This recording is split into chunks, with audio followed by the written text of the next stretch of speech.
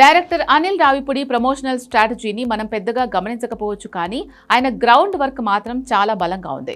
ఇప్పటికే పలు popular TV షోల ద్వారా చిరంజీవి సినిమాను జనాల్లోకి, ముఖ్యంగా ఫ్యామిలీ ఆడియన్స్ కి బాగా చేరువ చేశాడు. ఎలాంటి హడావిడి లేకుండానే చాప కింద నీరులా సినిమా మీద కావాల్సినంత బజ్ క్రియేట్ చేయడంలో ఆయన సక్సెస్ అయ్యాడనే చెప్పాలి. మన శంకర వరప్రసాద్ గారు సినిమా ప్రమోషన్స్ లో సగం బరువును మీసాల పిల్ల పాటే మోసింది. ఈ ఒక్క పాట సినిమాపై అంచనాలను భారీగా పెంచేసిందని చెప్పడంలో అతిశయోక్తి లేదు. ఇప్పటికే 100 మిలియన్ల వ్యూస్ దాటేసింది. సోషల్ మీడియా రీల్స్ నుంచి మ్యూజిక్ చార్ట్స్ వరకు ఈ పాట మారుమోగిపోతూ ఉండడంతో సినిమాకు ఆటోమేటిక్గా 50% ప్రమోషన్ పూర్తయినట్టే లెక్క. టైటిల్ కి తగ్గట్టే మన శంకర వరప్రసాద్ గారి సినిమాపై కుటుంబ ప్రేక్షకుల ఆసక్తి విపరీతంగా ఉంది.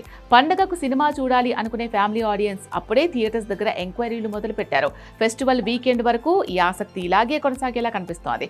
సంక్రాంతికి ఫ్యామిలీ ఎంటర్టైనర్ గా ఈ సినిమా ఫస్ట్ చాయిస్ అయ్యే అవకాశాలు మెండుగా ఉన్నాయి.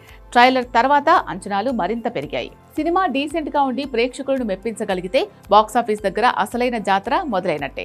కంటెంట్ మీద నమ్మకం కలిగితే చాలు. చిరంజీవి సినిమాలకు ఉండే క్రేజ్ ఏంటో మనకు తెలిసిందే. ముఖ్యంగా ఆంధ్ర రీజియన్ లో బుకింగ్స్ ఓపెన్ అయ్యాక పరిస్థితి ఊహించని రేంజ్ లో ఉండే అవకాశం ఉంది.